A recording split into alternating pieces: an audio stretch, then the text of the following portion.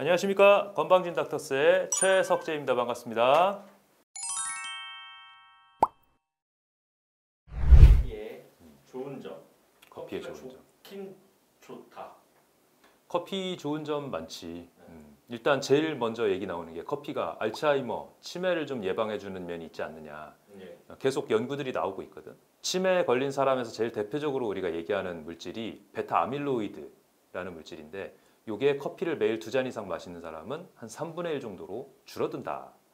그런 얘기가 지금 나오고 있고, 그래서 치매 걸릴 확률도 한 65% 감소하는 면이 있고, 베타 아밀로이드 침착도 67% 감소가 되기 때문에 의미가 있다라는 얘기를 동탄 한림대병원이랑 서울대 의대 공동 연구로 발표를 했어. 어떻게 연구를 했냐면 성인 441명을 대상으로 커피를 많이 마시는 사람과 적게 마시는 사람군으로 나눈 다음에 그 두 사람의 뇌 사진을 PET, 양전자 단층 촬영이라는 거를 하고 MRI, 자기공명 영상 촬영이라는 걸 해서 베타 아밀로이드의 침착 여부를 판단하는 방식을 쓴 거지.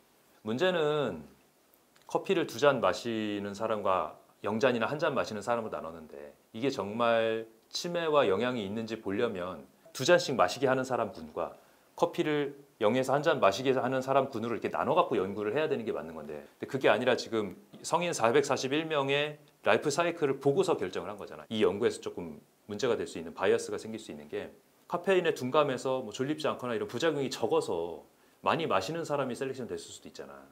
그리고 커피에 대해서 좀 너무 과민해가지고 마시면 막 졸리거나 과흥분돼서 못 마시는 사람들이 셀렉션 됐을 수가 있고, 그러면 그 사람들이 커피에 대해서 저항이 있어서 셀렉션이 된 건지 모르니까 이 베타 아밀로이드 침착 여부나 치매 위험도 여부를 이렇게 나누는 게 맞느냐, 그런 좀 제한점은 있어. 연구의 제한점.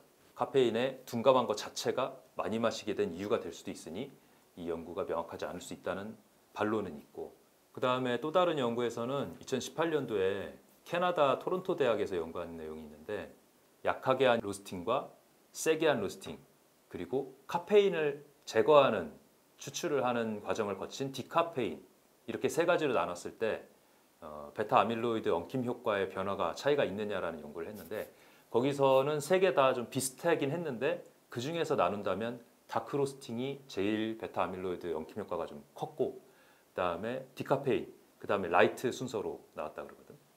그 얘기는 카페인이 있다고 그래서 알츠하이머를 예방하는 그런 효과가 있는 건 아니다. 카페인 때문은 아니다라는 어떤 증거가 되기도 하지. 그래서 카페인이 치매 예방과 관련된 물질이 아닐 가능성을 얘기를 하는 거고, 또 한 가지는 많이 볶을수록 치매 예방 효과가 조금 올라간다는 그런 결과도 또 나오는 거야.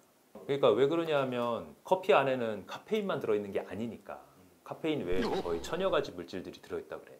이 연구에서 얘기하는 알츠하이머 예방하는 데 영향을 미치는 물질에서는 페닐인단이라는 물질을 짚었거든. 생두에서는 이제 존재하지는 않지만 로스팅을 하면 할수록 생기는 물질이라 페닐인단이라고 그러는데, 이게 다크 로스팅을 할수록 커피가 좀 쓴맛이 나잖아. 그 이유가 이 페닐인단이라는 물질 때문이라고 그래.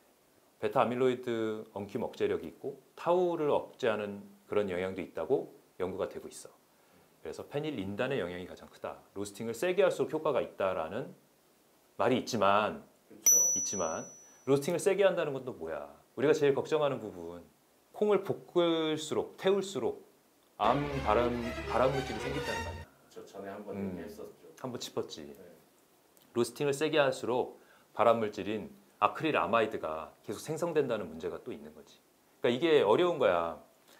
여러 가지 물질들이 들어있고 거기서 좋은 물질도 있지만 나쁜 물질도 분명히 있는 거고, 어떤 영향이 큰지를 직접 체험하면서 확인을 할 수는 없으니 우리가 그거를 고민을 해가지고 조절을 할 수밖에 없는 거지.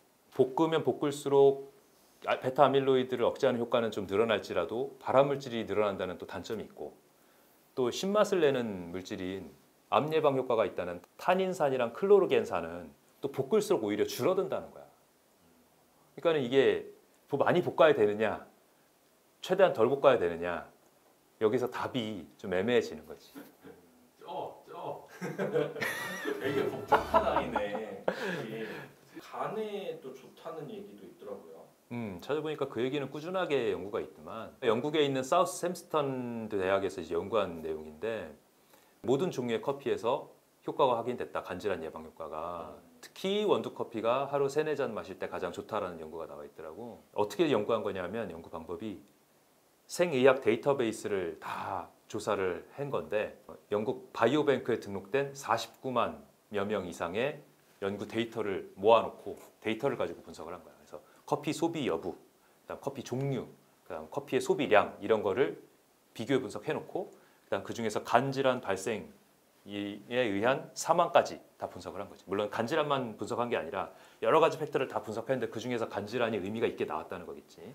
그래서 그거를 11년간 쭉 연구를 해봤더니 커피를 마시지 않는 사람에 비해서 커피를 마시는 사람이 만성 간 질환에 걸릴 가능성이 21%, 그다음에 만성 또는 지방간 질환이 발생할 가능성이 20%, 그다음에 만성 간 질환으로 사망할 가능성은 49% 낮았다라는 연구 결과가 나와 있어. 근데 이게 카페인 때문만이 아니게 카페인이 들어있는 커피든 디카페인 커피든 똑같은 효과를 나타냈대. 국립암센터에서 커피를 마시면 지방간이 생길 확률이 40% 감소한다는 그런 연구도 있대. 그 연구에서 이제 나오는 얘기가 어떤 물질 때문이냐?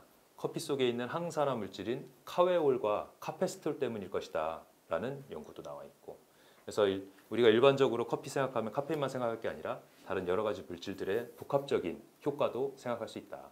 그러면 부작용도 있을 거잖아요. 부작용, 일반적으로 커피 부작용 그러면은 제일 대표적인 게 카페인 때문에 발생하는 수면 장애잖아. 커피 마시고 잠 못 잔다, 두근거린다, 뭐 불면증, 불안하다, 불안감, 위장 장애, 속 아프다는 사람도 있어. 그다음에 실제로 토하는 그런 경우도 있고, 두통 얘기하시는 분들도 있고, 그 외에 이제 장 증상, 과민성 대장 증후군 악화되시는 분들도 있고, 그다음에 커피 먹고 이제 치아 탈색이나 구취 생긴다는 분들도 있으니까 그런 부분이 심한 분들은 좀 피하는 게 좋겠지. 아니면 커피 마시고 물 한 잔을 꼭 이렇게 뿌까뿌까 잘 하든지. 커피를 하루에 몇 잔 마셔야 적정량일까?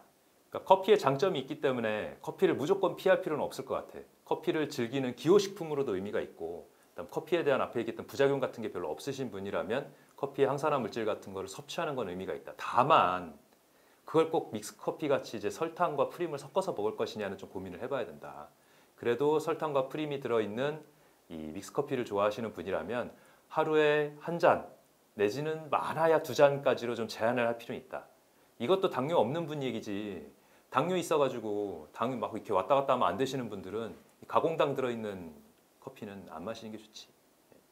그래서 가능하면 이제 아메리카노나 에스프레소 같이 좀 당분이 들어있지 않은 그런 커피로 좀 즐기시는 게 좋겠고, 이런 당분이 들어있지 않은 커피라면 3잔에서 4잔까지도 이제 의미가 있지만 탄 냄새 나는 커피는 조금 피하시는 게 좋다.